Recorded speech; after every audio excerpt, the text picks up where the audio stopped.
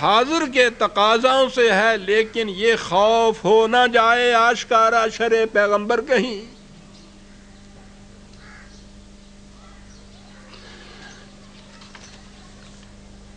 انہوں نے کہا کہ آپ فرمائیے اس کا توڑ کیا ہے، کیا کریں؟ کہا بات آسان سی ہے، ان کو بتاؤ کہ تمہارا حقیقت میں دین اسلام ہے کیا، کیا اہم مسائل ہیں جو اسلام پیش کرتا ہے، اور ان کو ان میں الجھا دو کہ ابن مریم مر گیا یا زندہ جاوید ہے، ہیں صفات ذات حق حق سے جدا یا عین ذات، آنے والے سے مسیح ناصری مقصود ہے، یا مجدد جس میں ہوں فرزند مریم کے صفات، ہیں کلام اللہ کے الفاظ حادث یا قدیم، ایک منٹ جی، ہیں کلام اللہ کے الفاظ حادث یا قدیم، امت مرحوم کی ہے کس عقیدے میں نجات، کہا ان میں الجھا دو ان مسائل کے اندر۔ یاد رکھو ہر نفس ڈرتا ہوں اس امت کی بیداری سے میں، ہے حقیقت جس کے دین کی احتساب کائنات۔ آہا شہداء علی الناس قرآن نے کہا اس امت کو۔ انہوں نے کہا کہ پھر کوئی پروگرام بتائیے ہمیں کہ ہم کریں کیا، کہنے لگے بڑے آسان بات ہے، مست رکھو ذکر و فکر صبح گاہی میں اسے، پختہ تر کر دو مزاج خانقاہی میں اسے، پھر سب خیراں ہے گیا نگراں، کچھ نہیں بگڑتا۔ عزیزان مان، یہ ہے فنڈامنٹلزم کی تحریک جو آپ کے یہاں چلے جائے گی۔ مجھے کسی کی نیت پہ شبہ کرنے کی ضرورت نہیں ہے، لیکن میں یہ کہہ رہا ہوں کہ مغرب اور یورپ میں جس اسلام کے فروغ کے لیے یہ اتنی کوششیں ہو رہی ہیں، وہ یہ اسلام ہے جو اس نے کہا تھا، مست رکھو ذکر و فکر صبح گاہی میں، پختہ تر کر دو مزاج خانقاہی میں اسے، یہ بیدار نہ ہو جائے امت کسی طرح سے، قرآن کی طرف نہ آ جائے یہ امت کسی طرح سے۔ عزیزان مان، یہ خطرہ جو تھا تاریخ پاکستان کے دوران ہندو کو بھی تھا۔ 1941 میں لدھیانہ کے مقام پہ تمام ہندوستان کی ہندو کانفرنس ایک ہوئی تھی، جس کی صدارت بمبئی کے مشہور اس زمانے کے کانگریسی لیڈر مسٹر منشی نے کی تھی۔ اس نے اس اپنے خطبہ صدارت میں اپنے سامعین سے کہا تھا کہ تمہیں کچھ معلوم ہے کہ آج کل مسلم لیگ جو تحریک اٹھائے ہوئے ہے اور جو مطالبہ کر رہی ہے اس کا مقصود و مطلوب کیا ہے؟ اگر تمہیں معلوم نہیں تو سن لیجئے، اس کا مطلب یہ ہے کہ ہندوستان میں مسلمانوں کو حق حاصل ہے کہ وہ ملک کے ایک یا ایک سے زیادہ علاقوں میں اپنے لیے ایسے اماکن بنائیں جہاں زندگی اور طرز حکومت قرآنی سانچوں میں ڈھل سکے۔ 41 میں ہندو کہتا ہے کہ یہ ہے جو کچھ یہ کرنا چاہتے ہیں، قرآنی سانچوں میں ڈھل سکے۔ اور اس کے بعد اس نے وہیں سامعین سے پوچھا تھا کہ میں پوچھنا چاہتا ہوں نیشنلسٹ مسلمانوں سے، ان علماء سے، کہ انہوں نے مسلم عوام تک پہنچ کر انہیں اس خطرے سے آگاہ کیوں نہیں کیا، اس خطرے سے۔ اور جلسے میں جمعیت العلماء ہند کے ایک مفتی صاحب لدھیانے میں بیٹھے ہوئے تھے، انہوں نے وہیں آواز بلند کہا کہ ہم ایسا نہیں ہونے دیں گے، اور انہوں نے یہاں آنے کے بعد ایسا نہیں ہونے دیا۔ یوں شکست کا بدلہ لیا جاتا ہے۔ اس دور میں ایرانیوں نے اس کی ابتدا کی تھی، اسی کا احیاء ہے جو اب یہ کہہ رہے ہیں۔ کہا جا سکتا ہے کہ یہاں جو کچھ ہو رہا ہے نیک نیتی سے ہو رہا ہے، میں نے کہا ہے کہ مجھے کسی کی نیت میں شبہ کرنے سے کوئی ضرورت نہیں، لیکن ایک غلط چیز محض نیک نیتی کی وجہ سے کی جائے تو صحیح نہیں ہو سکتی نا۔ باطل نیک نیتی سے کیا ہوا حق تو نہیں ہو سکتا۔ دنیا کے سارے باطل کے اہل مذاہب جو ہیں وہ نہایت نیک نیتی سے اپنے اپنے عقیدوں کے اوپر اڑے ہوئے ہیں، جن کی قرآن مخالفت کر رہا ہے۔ یہ تو سوال نیک نیتی کا ہے۔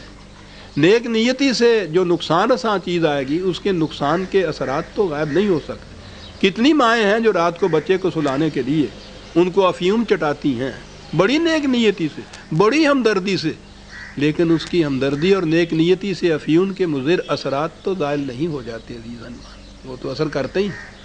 اگر نیک نیتی سے بھی یہ کچھ ہو رہا ہے تو یہ بہرحال یہ اسی تحریک کی تائید ہو رہی ہے کہ جو مشرق مغرب کے ممالک یورپ اور امریکہ اپنے مفاد کے تحفظ کے لیے جو کچھ وہ کرنا چاہتے ہیں، یہ ہے وہ چیز ملوکیت شخصی حکومتیں قائم رہیں، نظام سرمایہ داری قائم رہے، مذہبی پیشوائیت قائم رہے، اور یہ ہے اس کی جو تائید ہمارے حضرات کرتے ہیں۔ یہ تھی وہ عزیزان من وہ جنگ جو وہاں لڑی گئی، یوں انہیں شکست ہوئی، اس شکست کا بدلہ لینے کے لیے وہ یہ یہاں یوں آئے، اور اتنے عرصے کے بعد پھر اب یہ ان کو موقع آیا۔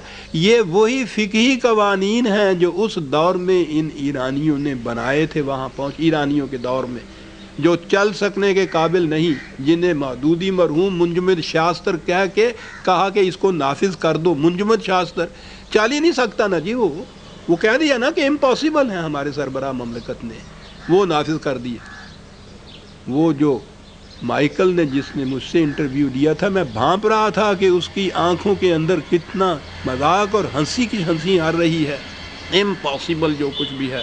یہ ہے عزیزان من جو اسلام یہاں پھیلایا جا رہا ہے۔ اس کے باوجود میں مایوس نہیں، مایوس قرآن کا طالب علم کبھی مایوس نہیں ہوتا۔ یہ اللہ تعالیٰ نے خود قرآن میں کہا ہے لِیُظْهِرَهُ عَلَى الدِّینِ كُلِّهِ، قرآن کا نظام بالآخر دنیا کے ہر نظام پر غالب آ کر رہے گا۔ زمانے کے تقاضے مار مار کے لا رہے ہیں اس طرح۔ یہاں 4 سال پہلے جب یہ ہجوم ہوا اور یہ قوانین نافذ ہونے لگے اور یہ کچھ ہوا، تو دوستوں نے مجھ سے کہا کہ اب تو قرآن کی آواز تو دب گئی، اب تو اس کے لیے کوئی موقع نہیں رہا۔ آپ دیکھتے ہیں کہ کس قدر غلبہ حاصل ہو رہا ہے ان قوانین کو جو خلاف اسلام ہیں، تو خوف ہوا۔ میں نے ان سے کہا کہ یہ بات ڈرو نہیں، زمانے کے تقاضے بعض اوقات ایک ایسی تدبیر کیا کرتے ہیں کہ ادو شر برانگیزت کے خیر مادر باشد، کہ شر سے خیر نکلا کرتا ہے۔ یہ تو بڑا اچھا، میں نے ان سے کہا تھا، لکھا ہے میں نے کہ یہ بڑا اچھا موقع ہے۔ آج تک یہ چیز نظری طور پر پیش ہوتی تھی، اور ہم جب کہتے تھے نا کہ یہ ایسے قوانین ہیں، یہ ایسی روایتیں ہیں، مانتے ہی نہیں تھے ہمارے والے کہ نہیں صاحب کبھی ایسا بھی ہو سکتا۔ میں نے کہا ٹھیک ہے۔ اب جو انہوں نے عملاً یہ قانون بنائے اور نافذ کیا اور خود اس کا اعتراف کر رہے ہیں کہ یہ ناممکن العمل ہے، اب وہی دوست آ رہے ہیں میرے پاس کہ تم ٹھیک کہتے تھے۔ چلے گا قرآن ہی عزیزان من، یہ جو قرآن نے کہا، خدا نے کہا ہے نا کہ اس نے آخر الامر غالب آ کر رہنا ہے، ٹھیک ہے، انسانوں کی کوششیں بھی ہوتی ہیں، یہ زمانے کے تقاضے حالات پیدا کرتے چلے جا رہے ہیں صاحب۔ یہاں خود یہ چیز جب کہی جا رہی ہے کہ یہ قوانین چلنے کے قابل نہیں ہیں تو بات ختم ہو جاتی۔ اس کے بعد اگر مسلمان کی حیثیت سے رہنا ہے، اس مسلمان کی حیثیت سے ایک مملکت قائم کرنی ہے، تو جب یہ کہا جا رہا ہے کہ یہ قوانین چلنے کے قابل نہیں ہے، تو کون سی اور چیز باقی رہے گی؟ اب صرف قرآن باقی رہے گا عزیزان مان۔ آئے گا انشاءاللہ، خدا کا یہ دعویٰ ہے، قائم ہو کے رہے گا۔ اور قرآن نے تو کہا ہے کہ کوئی ایک قوم اگر نہیں کرے گی تو ہم اس کی جگہ دوسری قوم لے آئیں گے، ثم لا یکونوا امثالکم، پھر وہ تمہارے جیسی قوم نہیں ہوگی، اس کے ہاتھوں سے یہ قائم ہوگا۔ قرآن کا نظام نہ کسی خاص قوم کا محتاج ہے، نہ کسی ملک کا، نہ کسی زمانے کا، عالمگیر انسانیت کے لیے عالمگیر نظام ہے جس نے دنیا میں قائم ہو کر رہنا ہے عزیزان مان۔ اور اس لیے میں کہہ رہا ہوں کہ قرآن پر ایمان رکھنے والوں کے لیے مایوسی کی کوئی بات نہیں ہے کہ کامیاب تو کامران تو اسی نے ہونا ہے۔ بس اتنی سی بات ہے ایمان کی، کبھی کبھی کہہ دوں کہ یہ بالآخر دل ہی تو ہے نہ سنگ و خشت۔ کبھی کبھی یہ تاثر ضرور پیدا ہوتا ہے کہ محبت کرنے والے کم نہ ہوں گے تیری محفل میں، لیکن ہم نہ ہوں، لیکن ہم ہوں یا نہ ہوں اس کی محفل کی رونق میں تو کمی نہیں آ جاتی۔ یہ رونقیں بڑھیں گی عزیزان مان۔